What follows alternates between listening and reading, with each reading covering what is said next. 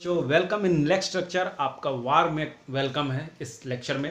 ठीक है बेटा, आज हम लोग लेक्चर नंबर 3 कर रहे हैं। इन द प्रीवियस लेक्चर हमने सीआरटी देखा था, इन द मीन्स ऑफ क्या कैथोड रे ट्यूब एक्सपेरिमेंट पढ़ा। ठीक है, आई होप कि आपको पूरा क्लियर हो गया होगा। मैंने वहाँ पे E/M रेशियो कैसे कैलकुलेट करते हैं वो भी मैंने आपको बता दिया है। ठीक है, चलिए अब नेक्स्ट जो है टॉपिक बहुत इंटरेस्टिंग टॉपिक है ये। ठीक है, और इससे अभी ये 2-3 सालों में इससे क्वेश्चन नहीं पूछा है, ना ही आईआईटी ना ही नीट में, बट आज से 3-4 साल पहले इस पे क्वेश्चन आ चुका है। तो कोई भी कंसेप्ट हमें छोड़ना नहीं, चाहे उससे एक क्वेश्चन आया हो, चाहे 2 क्वेश्चन, या अभी नहीं पूछा जा रहा है 3-4 सालों में, बट फिर भी हमें उससे क्लियर करना ही है। तो चलिए आज का जो हमारा टॉपिक है वो है रेस्ट एंड क्या मूविंग मास। रेस्ट एंड क्या मूविंग मास ऑफ क्या बेटा इलेक्ट्रॉन। ठीक है, ध्यान रखना है इस टॉपिक को, क्वेश्चन कभी भी पूछा जाता है इस पे। ठीक है, मास, अगर मैं बोलूं कि मास रेस्ट मास, इसको मैं m0 बोल रहा हूं, समझना बात को। मास मैंने कंसीडर किया और एक मास को मैंने कंसीडर करके बोला है रेस्ट मास। मास के 2 टाइप में मैं बांट रहा हूं, एक रेस्ट मास और एक मूविंग मास। ठीक है, अब रेस्ट मास क्या होता है तो पहले इसको डिफाइन कर देता हूं कि रेस्ट मास होता है क्या है। ठीक है, ऑब्जेक्ट क्या बेटा, ऑब्जेक्ट वेलोसिटी इज मच क्या लेसर देन, ध्यान देना बहुत इजी है, लेसर देन वेलोसिटी ऑफ क्या लाइट। अगर कोई चीज, अगर समझो जैसे जेट प्लेन है, ठीक है, वो कितना भी उसका स्पीड हो जाए, बट वो स्पीड ऑफ लाइट के रेफरेंस में वो हमेशा किस में है, रेस्ट में है। नहीं समझ में आ रहा है? कोई भी हायर स्पीड आप कोई भी अपने मन में सोच लो कि हाँ इसका स्पीड सबसे ज्यादा है इस जेट प्लेन का, बट फिर भी वो स्पीड ऑफ लाइट के फ्रेम ऑफ रेफरेंस के अकॉर्डिंग वो क्या है, रेस्ट में है, मतलब रुका हुआ है। क्योंकि स्पीड ऑफ लाइट इतना ज्यादा होता है कि बाकी सब स्पीड उसके रेफरेंस में क्या है, रेस्ट में है, मतलब रुके हुए हैं। क्लियर है बात? तो वही चीज यहां पे बोला जा रहा है, object velocity is much lesser than क्या स्पीड ऑफ क्या लाइट, मतलब वेलोसिटी ऑफ क्या लाइट। तो वेलोसिटी ऑफ लाइट का वैल्यू क्या होता है, 3 × 10⁸ मीटर पर सेकेंड। इतना क्लियर सभी को, ये स्पीड ऑफ लाइट का वैल्यू होता है, ये तो सबको पता होगा। ठीक है, अब जरा मैं मूविंग मास को डिफाइन करता हूं। मूविंग मास, पहला डिफिनेशन हो गया मेरा क्या है, रेस्ट मास, यहां तक। ठीक है, अब मूविंग मास को थोड़ा सा इधर डिफाइन करता हूं। ठीक है, सेकेंड पार्ट जो है मेरा वो है मेरा क्या, मूविंग मास। ठीक है, देखो क्या होता है, when velocity of क्या बेटा object, when velocity of object nearly equal to क्या लाइट, यानी उसका स्पीड किसके नियरली हो जाए, स्पीड ऑफ क्या लाइट के, जो कि पॉसिबल नहीं है बट ये कंसीडर किया जाता है। ठीक है, ये कंसीडर किया गया, तो वो क्या कहलाएगा, मूविंग मास कहलाएगा। और इसको हम लोग किससे डिनोट करते हैं, mv से। कोई दिक्कत यहां तक किसी को? नो। चलिए अब जरा आते हैं थ्योरी ऑफ रिलेटिविटी भी इसको बोलते हैं। ठीक है, आइंस्टाइन ने ये बोला, ये हटा दिया मैंने, आप सभी लोग लिख लीजिएगा, अकॉर्डिंग टू आइंस्टाइन। ठीक है, अकॉर्डिंग टू आइंस्टाइन साहब, जो उन्होंने बोला है कि mv is always greater than क्या, m0। ऑफ कोर्स होना चाहिए। समझ में आ रहा है? दिस इज कॉल्ड, इसको देखो, अगर तुम यहां पे समझो जरा, एक ग्राफ मैं अगर बनाऊं इसी पे, ठीक है, जरा समझना, मास है, मास है, और क्या है, स्पीड है, ठीक है, स्पीड भी उसके अकॉर्डिंग सी पे भी सोच रहे हैं हम, ठीक है। मान लो कि कुछ इस टाइप का ग्राफ आ रहा है, समझ में,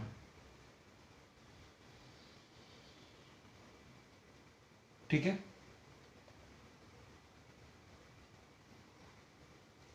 ठीक है, एक समझना है यहाँ पे बात को, ये मेरा mc² है, ठीक है। अब देखो जरा समझो, ठीक है, एक होता है रिलेटिविस्टिक मास, ठीक है, एक क्या होता है मेरा रिलेटिविस्टिक मास, कहने का मतलब है क्या,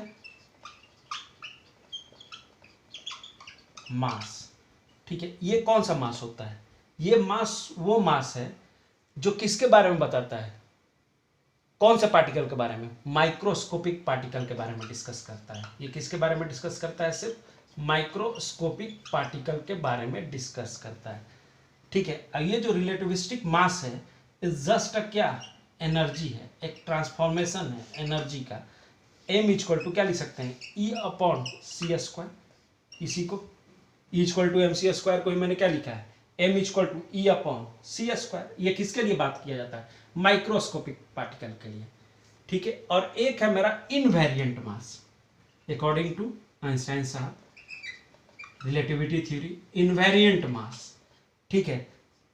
ये डज नॉट चेंज विथ क्या, स्पीड, स्पीड से इस मास पे कोई भी फर्क नहीं पड़ने वाला, ये इनवेरिएंट मास होता है, ठीक है।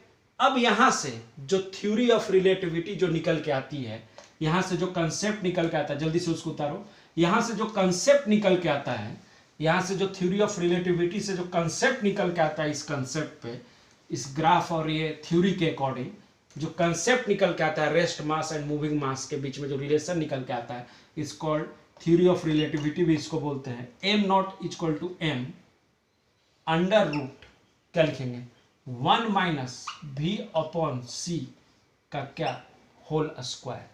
v क्या है यहाँ पे, v क्या है यहाँ पे, वेलोसिटी ऑफ क्या है, पार्टिकल है, क्या है बेटा, वेलोसिटी ऑफ क्या है बेटा, पार्टिकल, ध्यान देना, ये v क्या है, वेलोसिटी ऑफ पार्टिकल, c क्या है, ये तो आप जानते ही हैं, स्पीड ऑफ क्या है बेटा, लाइट, है कि नहीं।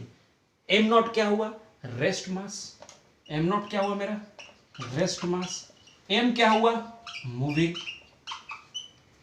m क्या हुआ मेरा, मूविंग मास। कोई दिक्कत बेटा यहां तक, देखो यही फॉर्मूला होता है, इसी को आपको ध्यान रखना है, ठीक है। इनके बीच का रिलेशन जो है इसी फॉर्मूला से आता है, this is called theory of क्या, रिलेटिविटी भी बोलते हैं, अकॉर्डिंग टू आइंस्टाइन। कोई दिक्कत, चलो अब नेक्स्ट आगे बढ़ते हैं हम लोग, ठीक है। यहां तक किसी को कोई दिक्कत नहीं है ना बेटा, चलो उतार लेना है, इस कंसेप्ट को ध्यान रखना है, बस फॉर्मूला ध्यान रखना है, बहुत इंपॉर्टेंट है, ठीक है। क्वेश्चन पॉइंट ऑफ व्यू से बहुत ज़्यादा इंपॉर्टेंट है, ये आ जाता है तो बड़े बड़े लोगों को छकाता है ये, ठीक है। अब मान लो कि इसमें कुछ केसेस लेते हैं, मान लो कि केस कुछ डिस्कस करते हैं। मान लो केस ए है, उसमें मैंने कंसीडर किया है कि v = क्या मैंने लिख दिया, c, दैट मीन्स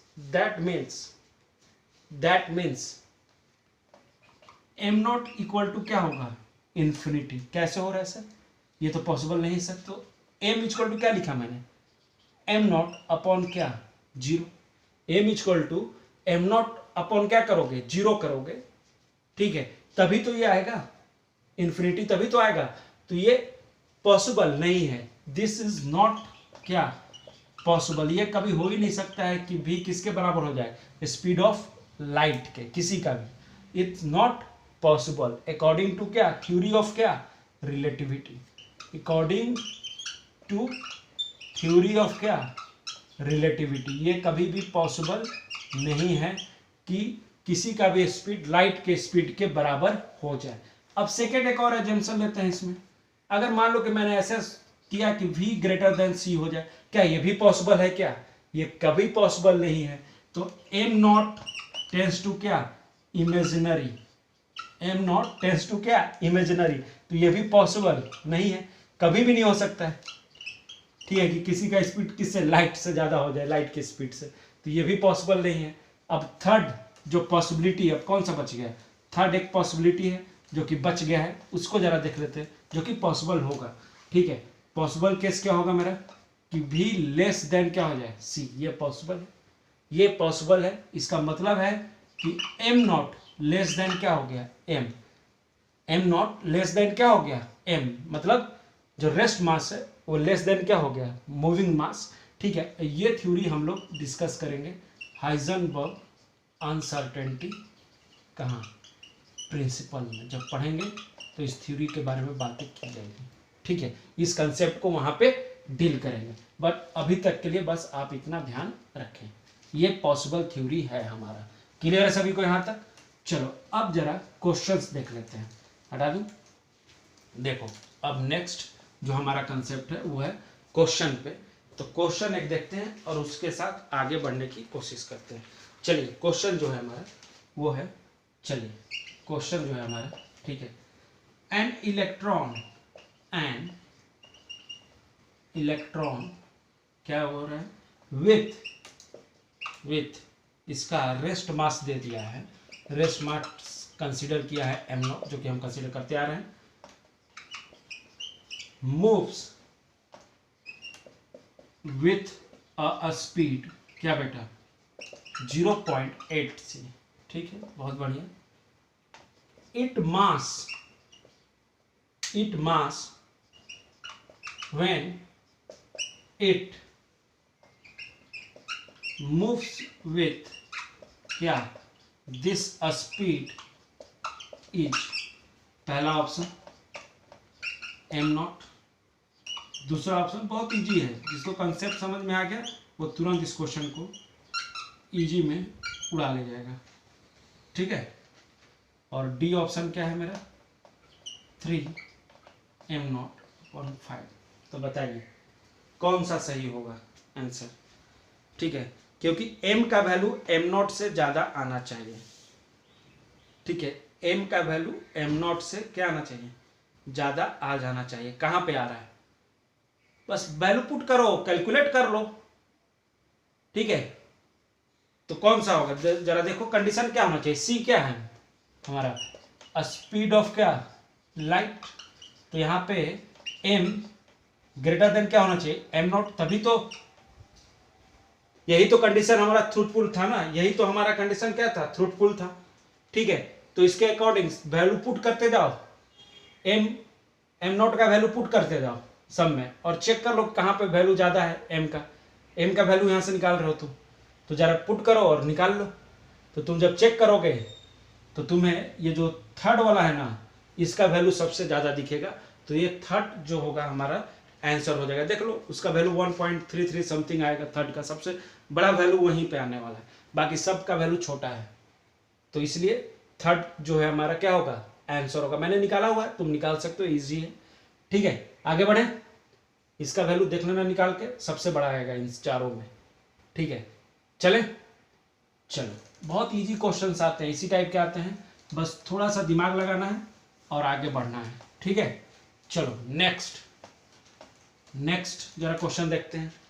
अच्छा क्वेश्चन है, देखो वाइल ड्रॉप एक्सपेरिमेंट, तुम जानते हो कि वहां से चार्ज पार्टिकल निकला था।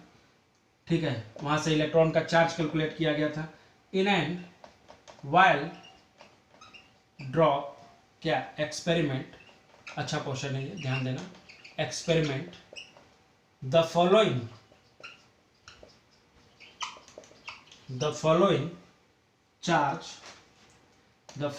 charge in arbitrary units were found on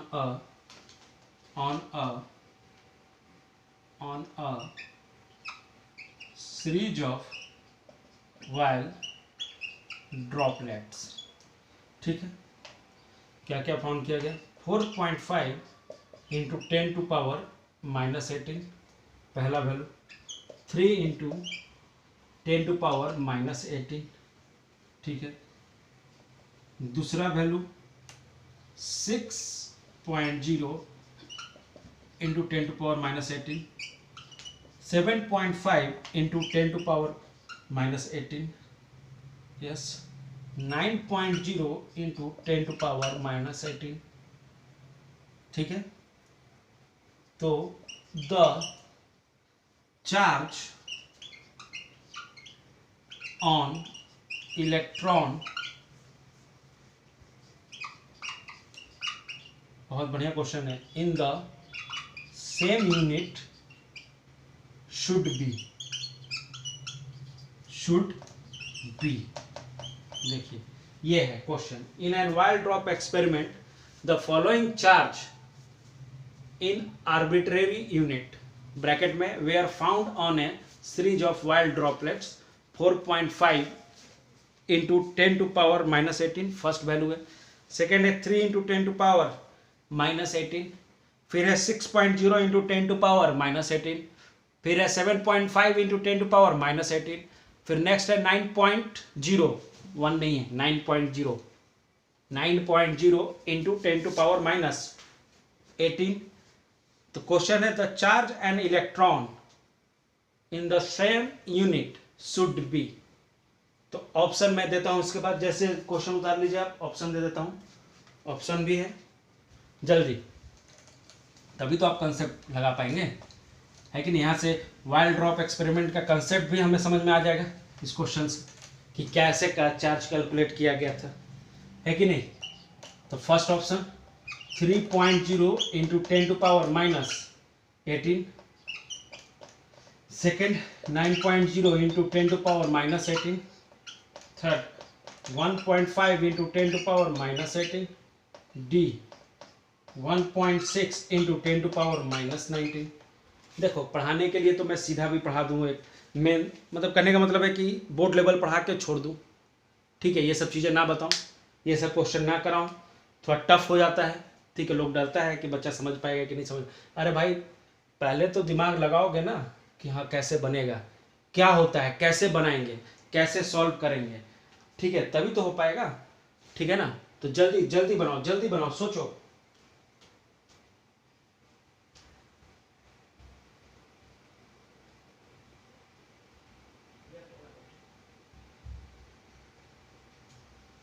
जल्दी सोचो, जल्दी सोचो, दिमाग लगाओ, मैं तो बता ही दूंगा, ठीक है, जल्दी जल्दी करो, जल्दी करो, डू इट। देखो यहाँ पे कुछ नहीं है, वाइल्ड ड्रॉप एक्सपेरिमेंट जब आपको बताया गया था, जब वाइल्ड ड्रॉप एक्सपेरिमेंट आप पढ़े होंगे बेटा, ठीक है, तब आपको एक कंसेप्ट दिया गया होगा, ठीक है। दिस कंसेप्ट इज कॉल्ड क्या, quantization of charge, quantization of charge, quantization of charge की according to this concept charge of any particle can be expressed as integral multiple of क्या, electronic charge, can be integral multiple of क्या, electronic charge, जैसे Q equal to NE। अरे बहुत क्या था वहाँ पे, सिंपल है वाइल्ड ड्रॉप एक्सपेरिमेंट, बस वहाँ पे ड्रॉपलेट्स लगाए गए थे, ठीक है, प्लेट रखा गया था, ठीक है, चार्ज प्लेट, 2 चार्ज प्लेट थे, ठीक है, प्लस में ऊपर से वाइल गिराया जा रहा था, और जो ड्रॉपलेट इकट्ठे हो रहे थे जहाँ पे भी, ठीक है, तो उसको कलेक्ट करके, इकट्ठा करके, उन पूरे चार्ज पार्टिकल के वाइल्ड ड्रॉपलेट्स को इकट्ठा करके वहाँ से वैल्यू जो निकाला गया, तो उसमें से कंसीडर किया गया कि जो इसमें से एक भी ड्रॉपलेट का जो चार्ज है ना, वो उस इलेक्ट्रॉन, जो उस नेगेटिव पार्टिकल का चार्ज के इक्वल है, ठीक है। तो वहीं से ये वैल्यू आया है कि Q इक्वल टू क्या, NE। This concept is called क्या, क्वांटाइजेशन ऑफ क्या, चार्ज। इसी को हम लोग क्या बोलते हैं, क्वांटाइजेशन ऑफ क्या, चार्ज। इसी को हम लोग क्या बोलते हैं, क्वांटाइजेशन ऑफ चार्ज। बस इतना समझना है, दिस इज कॉल्ड क्या, क्वांटाइजेशन ऑफ चार्ज। कहने का मतलब है कि any particle can be express as integral multiple of क्या, electronic charge. Any particle is a concept of क्या, इंटीग्रल मल्टीपल ऑफ क्या, इलेक्ट्रॉनिक चार्ज के, इंटीग्रल मल्टीपल ऑफ क्या, इलेक्ट्रॉनिक चार्ज, ये चार्ज कोई भी एक यूनिट चार्ज है, ठीक है, उसके इंटीग्रल मल्टीपल, और एन क्या है, एनी इंटीजर वैल्यू, एन क्या है, एनी इंटीजर वैल्यू, मतलब 1 2 3 4 5 सो ऑन, है कि नहीं। ई क्या है, ई क्या है, यूनिट ऑफ चार्ज है, ठीक है, इलेक्ट्रॉनिक चार्ज। कोई दिक्कत है यहाँ तक। अब देखो, अब हम ई कैसे कैलकुलेट करेंगे, तो ई जो कैलकुलेट करते हैं ना हम, वो हम HCF मेथड लगाएंगे। क्या लगाएंगे, HCF मेथड। HCF मेथड मतलब हाईएस्ट कॉमन फैक्टर, कि जिससे हम मल्टीप्लाई, ये वैल्यू रखते जाएं, कि ये वैल्यू रख दूं यहाँ पे और इन सब से मल्टीप्लाई करते जाऊं, तो उस जो वैल्यू गिवन है चार्ज का, जो वैल्यू गिवन है क्वेश्चन में चार्ज का क्या क्या गिवन है, 4.5 3, वो मल्टीप्लाई करते जाओ और वो वैल्यू आता जाए, ठीक है। तो अगर तुम यहाँ पे देखो, चेक करो कि किसको रखोगे तो सारे वैल्यू कॉमनली तुम्हें मिलते जाएंगे। 3.0 रखोगे तो क्या सारे वैल्यू मिलते जाएंगे, क्या नहीं मिलेंगे। तो मल्टीप्लाई करते जाओ, 3 इंटू 1, 3 इंटू 2, 3 इंटू 3, ऐसे मल्टीप्लाई करते जाओ। एक बार इस वैल्यू को रख के चेक कर लो कि क्या सारे जो क्वांटाइज वैल्यू दिए हैं चार्ज के, क्या वो तुम्हें मिल रहे हैं। फिर इसको रखोगे, जैसे ही तुम इस वैल्यू को रखोगे, जो कि मेरा क्या है 1.5 इंटू 10⁻⁻8। देखो दिमाग का ये क्वेश्चन, थोड़ा सा दिमाग लगाना है। जैसे ही ये रखोगे तो Q इक्वल टू 1 इंटू, पहले करो 1 इंटू 1, तो 1.5 इंटू 10⁻⁸ आया। फिर 2 से मल्टीप्लाई करो तो देखो तो किसके बराबर आ गया, 3 के। तो 3 था ना, 3.0 इंटू 3.0 इंटू 10 क्या -18 आएगा। फिर 3 से मल्टीप्लाई करो तो क्या आ जाएगा, 4.5 इंटू 10⁻18। फिर इसको 4 से करो तो 6 आ जाएगा। फिर 5 से करो तो 5 का भी वैल्यू दिया हुआ है, 7.5 आ जाएगा। फिर 6 से करो तो 9 आ जाएगा। देखो ऐसे सो ऑन करते रहो। तो ये हमारा क्या है, हाईएस्ट कॉमन फैक्टर है, जो कि ई का वैल्यू है। तो यही मेरा क्या हुआ, आंसर हुआ। देख लो बेटा, बहुत ईजी है। देखो बेटा, थोड़ा सा कंसेप्ट ध्यान रखना है, थोड़ा सा ध्यान रखोगे क्वेश्चन यूं बन जाएगा। बस कुछ नहीं मैंने किया है, ये फॉर्मूला होता है, ठीक है, क्वांटाइजेशन ऑफ चार्ज का। एन इंटू क्या, E is a unit of, किसी भी चार्ज का यूनिट है, एक यूनिट चार्ज, ठीक है। इसको हम लोग इलेक्ट्रॉनिक चार्ज भी बोलते हैं, ठीक है। और ये मल्टीप्लाई होता है किससे, इंटीग्रल मल्टीपल ऑफ क्या, electronic charge. Quantization of charge क्या कहलाता है, integral multiple of electronic charge. तो एन क्या दे रहा है, हमारा इंटीजर वैल्यू दे रहा है 1 2 3 4 5। क्लियर है, यहाँ पे देख लो। देखो कंसेप्ट यही है कि quantization of charge with charge of any particle can be expressed as integral multiple of क्या, इंटीग्रल मल्टीपल ऑफ क्या, बोलो, इलेक्ट्रॉनिक चार्ज इज कॉल्ड क्या, क्वांटाइजेशन ऑफ चार्ज। बस यही ध्यान रखना है, ये फॉर्मूला। इस टाइप का क्वेश्चन है तो इससे कैलकुलेट कर सकते हैं आप, देख लीजिए। इजी है, कुछ भी बहुत बड़ा दिमाग नहीं लगाना है इसमें, ठीक है। बोलो, और इसी से मिल्कन वाइल ड्रॉप एक्सपेरिमेंट में इसी टाइप के जब एक्सपेरिमेंट किया गया था तो इसी से कैलकुलेट किया गया था कि इसका इलेक्ट्रॉन का चार्ज वगैरह निकाला गया था। क्लियर है, चलो अब आगे बढ़े। तो ये ध्यान रखना है तुम्हें, ठीक है। चलो अब नेक्स्ट जरा देखते हैं, नेक्स्ट क्वेश्चन हमारा, ठीक है।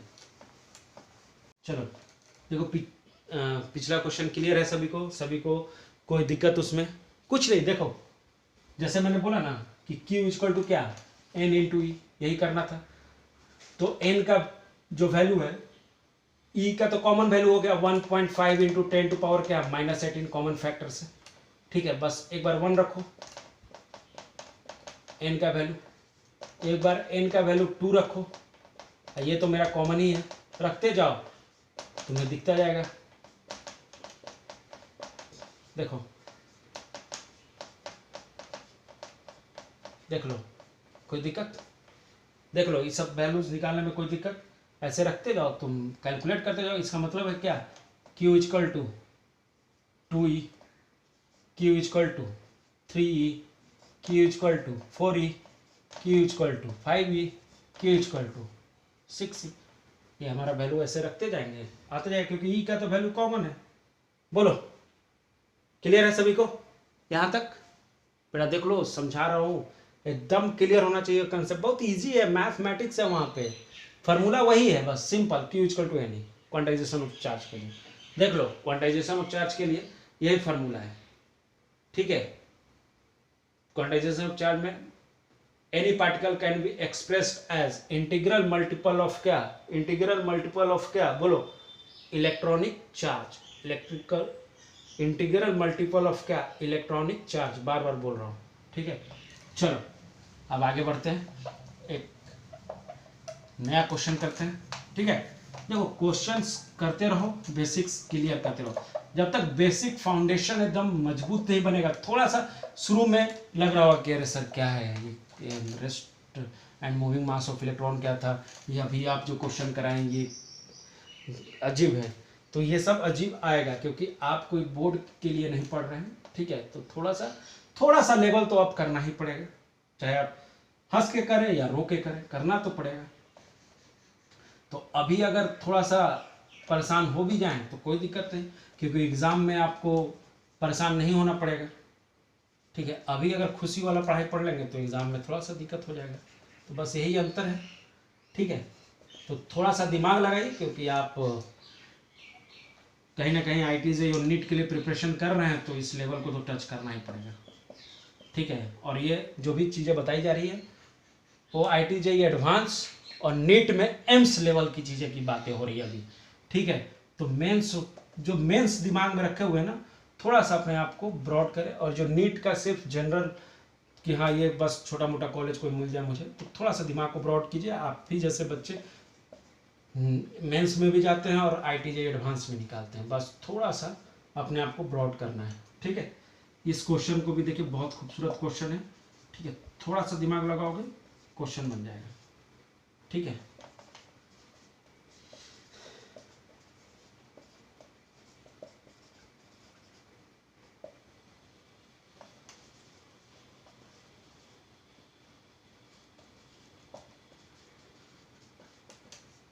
लोग पढ़े थे ना E/m वाला कंसेप्ट, उसी पे क्वेश्चन है, ठीक है।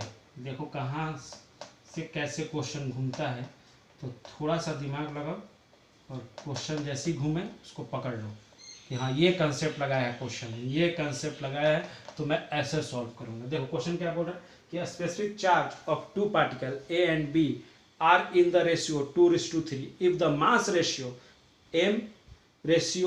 Ma ratio Mb is 2:3। बहुत बढ़िया। Then the ratio of their charge EA ratio EB is, तो ये बताना है तुम्हें, जल्दी करो जल्दी करो जल्दी करो, डू इट फास्ट, थोड़ा सा सोचो क्वेश्चन बन जाएगा। देखो मैं हटाऊं बहुत, चलो यहाँ पे हटाते नहीं, क्वेश्चन को साइड में मैं बनाने की कोशिश करता हूँ, कुछ नहीं किया मैंने। देखो क्या दिया हुआ है, specific charge of two particles A and B are in the ratio 2:3 if the mass ratio Ma ratio Mb is 2:3 then the ratio of their charge EA ratio EB is. तो देखो तो क्या करूंगा, E upon M A के लिए, ठीक है, upon E upon M for क्या B, ये लिख सकता हूं, बोलो इक्वल टू क्या दिया हुआ है 2:3 दिया हुआ है ना, कि specific charge of two particle A and B are in the ratio 2:3, यही दिया हुआ था। यहां तक देख लो, कोई दिक्कत यहां तक बेटा?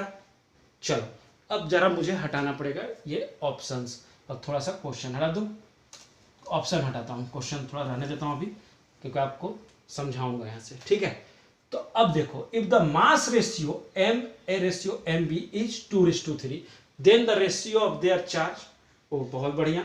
तो क्या मैं इसको ऐसे लिख सकता हूं कि EA अपॉन EB, अरे ब्रेक कर देता हूं उसको, MB, इस चीज को MB अपॉन क्या Ma इक्वल टू क्या था 2/3 था कि नहीं? बोलो बोलो बोलो बोलो जल्दी बेटा, एकदम देखो दिमाग लगाना है बस। अब ये देखो इस वैल्यू को पुट करो, यहाँ पे 3 रखोगे MB के लिए और यहाँ पे क्या रखोगे 2 रखोगे, है कि नहीं, MA के लिए दिया हुआ है, ठीक है। इसको सॉल्व करो तो EA upon EB equal to क्या आ जाएगा, देखो तो सॉल्व करो तो ये नीचे जाएगा, ये इधर है कि नहीं, तो क्या हो जाएगा बोलो 4 अपॉन क्या 9, बहुत इजी कैलकुलेशन, देख लो ऑप्शन नंबर बी तुम्हारा सही होगा, जो ऑप्शन बी है वो करेक्ट है। देख लो, बोलो बेटा, सभी को क्लियर है यहाँ तक? बोलिए, कोई डाउट यहाँ में? देखिए, मैंने जितना हो सकता था इजी तरीके से पूरा आपको समझाया है, ठीक है। अगर किसी को कोई डाउट है तो बोलिएगा, ठीक है। क्लियर, कुछ नहीं करना था। क्या दिया था? Specific charge of two particles A and B are in the ratio 2:3, ठीक है, बहुत बढ़िया। तो ई बाई एम रेशियो तो हम जानते हैं, तो दो पार्टिकल्स है, तो E by M of A E by M of B equal to क्या? 2/3, ठीक है। If the mass ratio of M A और एम बी इज क्या? 2:3, ठीक है। तो यहाँ से इसको ब्रेक किया तो E A upon E B into M B upon M A, ये ऊपर जाएगा, एक नीचे आएगा, ठीक है। तो बस यहाँ का वैल्यू दिया हुआ है 2:3, तो एम बी ऊपर है तो 3 ऊपर जाएगा और एम ए नीचे है तो ये 2 नीचे आएगा। बस इसको क्रॉस मल्टीप्लिकेशन कर दो तो ई ए इक्वल टू क्या? 4/9। B option correct. बोलो, किसी को कोई दिक्कत? मैं इसलिए पूरा बोर्ड छोड़ देता हूँ कि आपको समझ में आए, पूरा लिखा हुआ आप उतार सके, पूरा नोट्स बनाइए। बहुत इंपॉर्टेंट चैप्टर है ये एटॉमिक स्ट्रक्चर, हर साल क्वेश्चन आता है यहाँ से, ठीक है। कुछ भी पूछ सकता है, जो भी अभी बताया जा रहा है सब इंपॉर्टेंट बताया जाता है। रेस्ट मास ये सब, अगर मुझे सिर्फ और सिर्फ अगर मैं बोलूँ आपसे अपनी बात, तो अगर मुझे सिर्फ और सिर्फ अगर सिंपल पढ़ाना होता बोर्ड लेवल, ठीक है, या उससे थोड़ा सा ऊपर पढ़ाना होता, तो ये सब कंसेप्ट मैं नहीं बताता, ये सब क्वेश्चन भी नहीं कराता। बट हमें पढ़ना है नीट और प्लस क्या जेई मेन और जेई एडवांस, और नीट में भी एम्स को टच करना है कहीं ना कहीं। तो ये सब चीज़ें तो बताना बनता है, और मैं ये बताऊंगा ही, ठीक है। आपको इसको समझते हुए चलना है। आपको देखो, आप एक बार में कोई भी चीज़ एक बार में आप इनहेल नहीं कर सकते हो, बट हाँ आपके नोट्स में रहेगा, आप इसको 1-2 बार और देखेंगे, आपको क्लियर हो जाएगा। मैं डाउट में बताऊंगा और क्लियर हो जाएगा, ठीक है। तो चलिए बेटा, मिलते हैं नेक्स्ट क्लास में, तब तक के लिए thank you so much, bye, see you in next class, okay bye.